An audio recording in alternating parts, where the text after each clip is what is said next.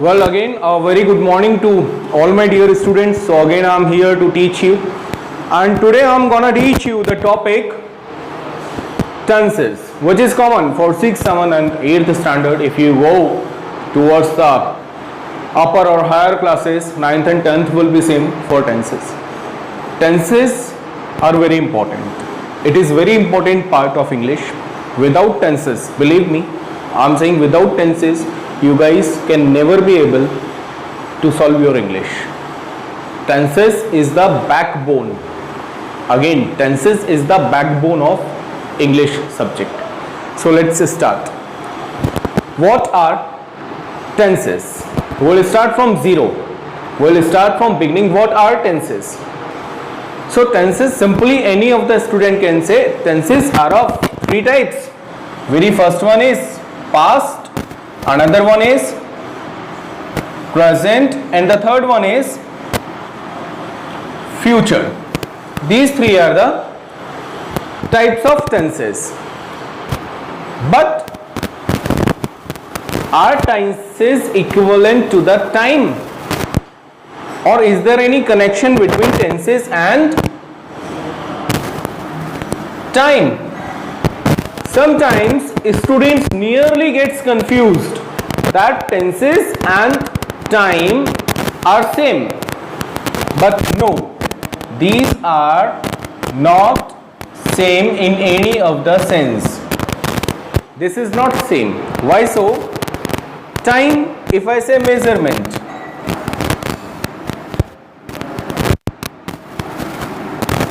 can I measure tenses? No, I cannot, because I cannot measure what is past, what is present, what is future.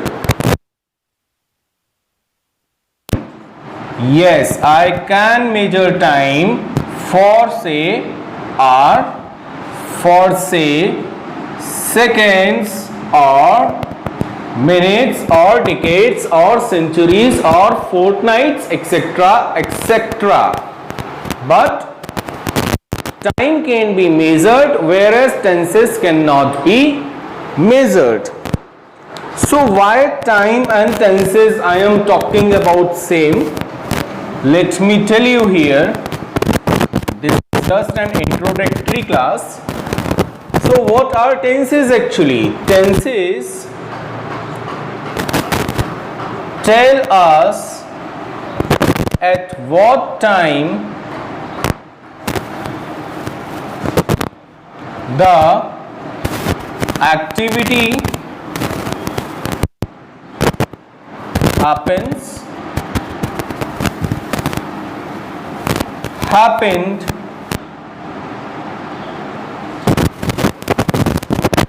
or will happen. So for the sake of your understanding, I am taking an example. For say I am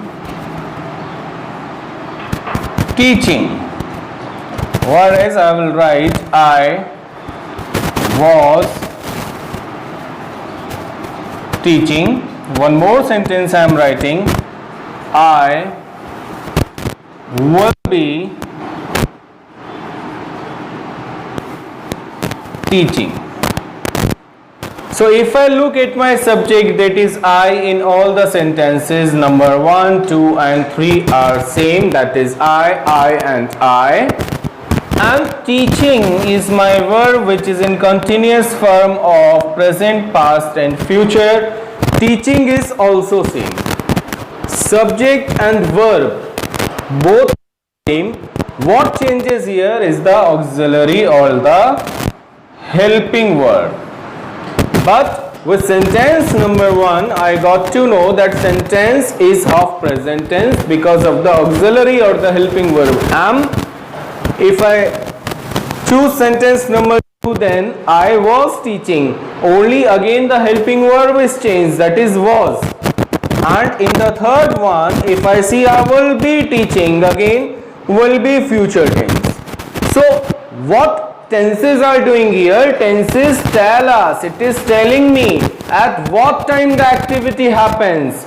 So in the sentence number 1, it is telling me that the activity happened in the present time, whereas happened, that is the past form. In sentence number 2, it is telling me that activity happened in the past tense, and in the third one, or will happen, that is sometime in the future it will happen.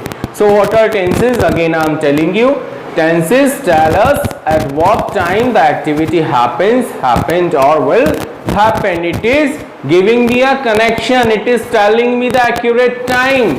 That past, what is past? Past is something which is over, finished, completed, which is complete, 100% done, is called past. When I talk about present, what is present? Present is right now, the moment, now, nowadays, which is happening or which is going on. If I talk about future, that the time will come, which is not yet, but somewhere in the coming time it will come, is called future. Now let's talk something more about that what we have read till yet, that there are 3 types of tenses: past, present and future. Now every part has 3 subcategories, whether it is present, whether it is past, whether it is future. Every has 3 categories. What these 3 categories are? The first one is simple, second one is continuous, third one is perfect, and the fourth one is perfect continuous. Either present could be past, present or future, but these 4 parts you will find in every tense. So let's understand why we name these particular parts as they are. Very first one, simple. What is simple? A simple word, maybe you have listened for many of the times in your life. The design is simple. The boy is wearing a simple shirt. The color is simple. The exercise is simple. But what is this simple actually? Simple means which simply tells me about the happening of the action, that the action happened. For example, if I write I play, or I teach, or I sleep. So it is just telling me that activity and action happened. What action happened? Action of being played, that is play. Simply it is telling me that I play. Now at what time I play, whether my activity is in continuous or processing, whether it is completed or not, it is not giving me any of the extra information. It is simply telling me that I play.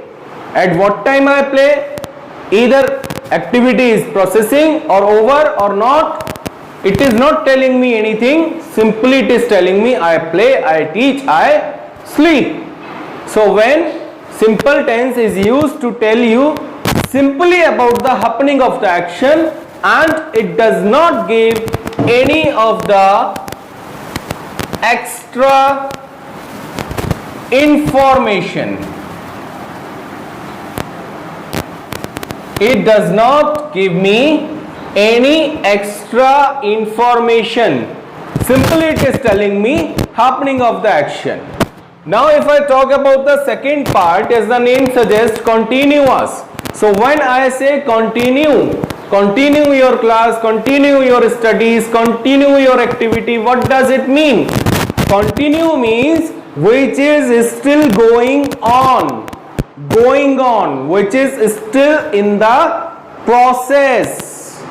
So when the action is still going on, we call it as continuous. For example, if I write here that I am teaching, so it is telling me that the activity is happening at the time of speaking. Right now I am speaking, and right now what I am doing? I am teaching. So it is telling me that the activity is not finished yet, and it is not simply giving me that I teach, but it is giving me some extra information. That is what, that the activity is happening at the time of speaking. Next part is perfect. So what is this perfect? Many a time, several times in your life, you have heard a word perfect. For example, if I say he drives perfectly, or he speaks perfect English, his dressing sense is perfect. What is this perfect? Perfect means which is up to the mark, which is 100 complete or finished or over. So when the activity is complete, finished, or the activity is over, we call it as perfect tense. For example, that I have played. It means that sentence number 1 is simply telling me that I have played. It is not giving me any extra information. Whereas in continuous tense, it is telling me that the activity is still going on. It is not finished. And when I talk about perfect tense tells me that the activity has finished. It is completed. It is over. It is 100%. It is perfect in terms. Now, if I know what is continuous, if I know what is perfect, can you tell me what is perfect continuous? Perfect continuous is that the activity is finished at the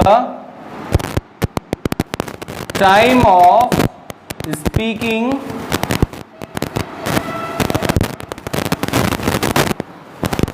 but it may or may not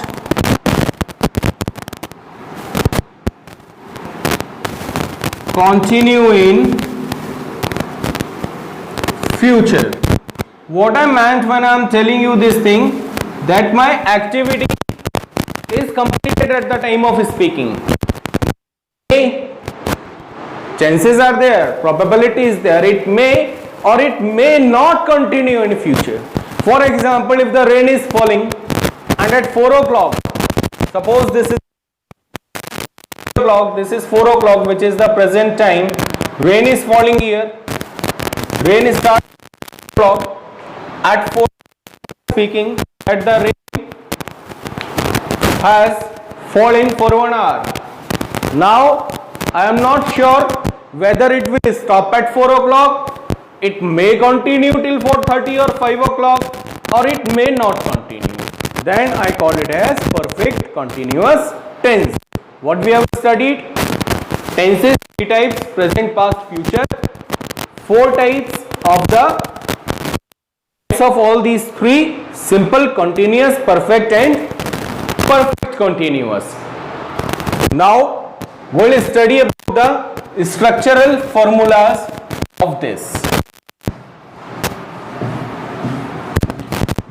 Let me tell you just one formula I will teach you today, because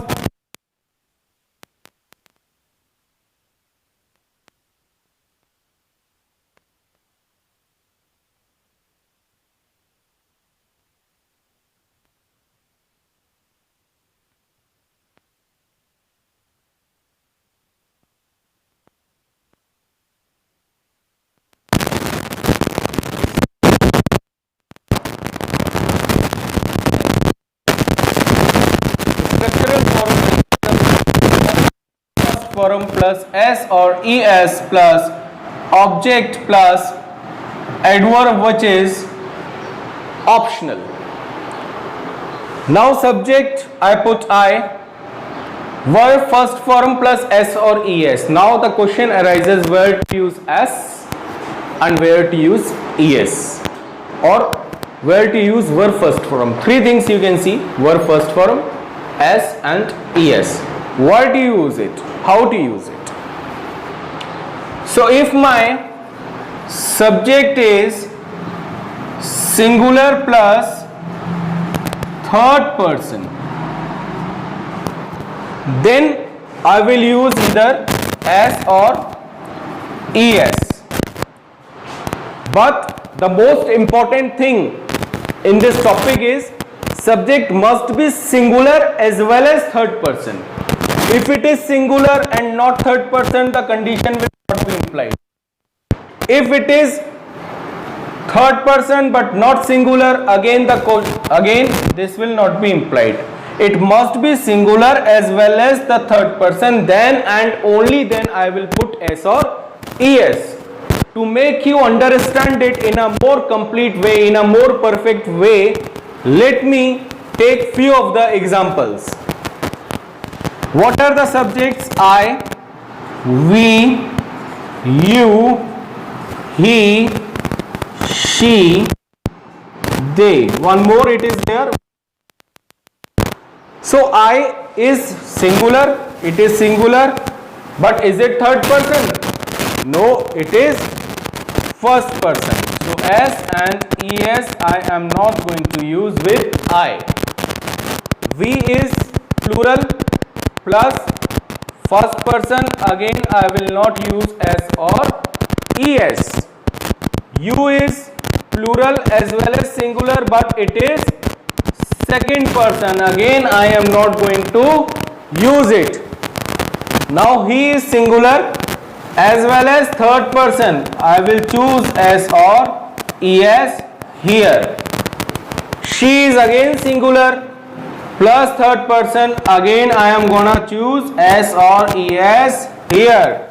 They is plural plus third person, so I will not use s or es. Now the question arises, person, or how I will identify that what pronoun is which person. So let me explain you this. Rubbing the board for the sake of your understanding so that you can understand it. Let's take an example. What is English? English is just not a subject, but it is a language also. And why we need the use of language in our life? We use language to express what we are thinking. Suppose if I want to tell you to switch on the fan, how I tell you to switch on the fan?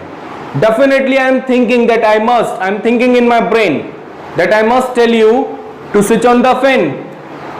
But I need words, and that word is called the language. So the person, what is the purpose of language? To express or to talk, or the conversation. Now definitely if I am conversing to you, if I am talking to you, right now I am communicating to you through this video. Communication I can do alone. For conversation I need two persons. Anybody who talk would definitely need another person to talk with. I cannot talk to the wall, I cannot talk to this marker, I cannot talk to the table. I need somebody alive, some person who speaks, who responds to talk. Now the person who start the conversation, suppose I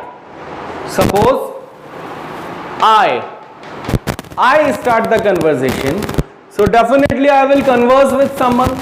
Suppose this is video, but suppose if you are in front of me, I will talk to you. The person who start conversation is the first person. The person who start the conversation is the first person, I will talk to you. The person with whom I am talking is called the second person. Now definitely if we both are talking, then we must be talking about something. I can talk about your brother, your sister, your school, your education, universe, English, anything we can talk about, telephone. So right now about what we are talking? We are talking about English. We are talking about grammar part, which is called tenses. So definitely I talk to you and we are talking about tenses. So the person who start the conversation, I is the first person, you to whom I am talking second person, and about what we are talking is called the third person. Let me write for you. First person who starts conversation, second person with whom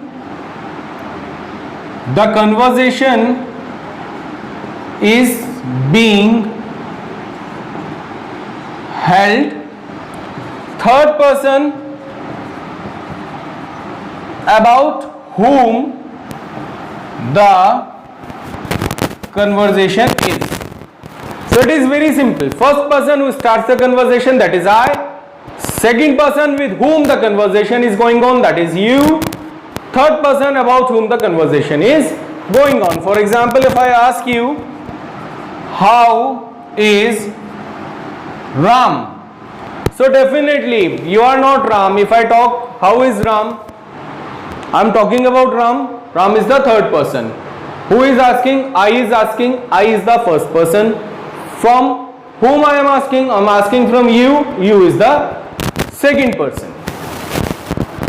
So today we have learned the structural formulas, formula for simple present tense. I have told you where to use S or ES. S or ES we will use with singular as well as third person, and what is first, second and third person I have already told you. Now the last thing I am talking about here, that where to use S and where to use ES. So the verbs which ends with O, X, CH, SS, SH or ZZ, I use ES with them. For example, if I write go, it ends with O, I will use ES and it becomes goes. For example, let's take example of CH. If I write WATCH, it ends with CH, I will put ES and it becomes watches. And for all the remaining ones, I use S. One more thing I am telling you so that you understand it.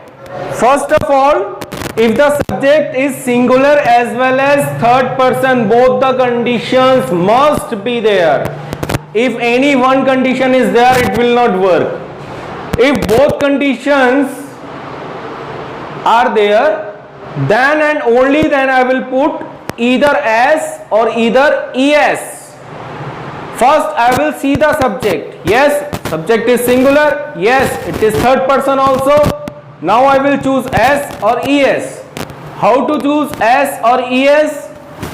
ES with the verbs with ends with O, X, CH, SS, SH or ZZ. And if the verb is not ending with either of these letters, I will simply put S. For example, if I write PLAY, play, so play is ending with Y. When it is ending with Y, I will simply put S and not ES. And if the subject is singular or second person or singular or first person or plural or first, second or third person, and I will simply put the verb first form and not S or ES.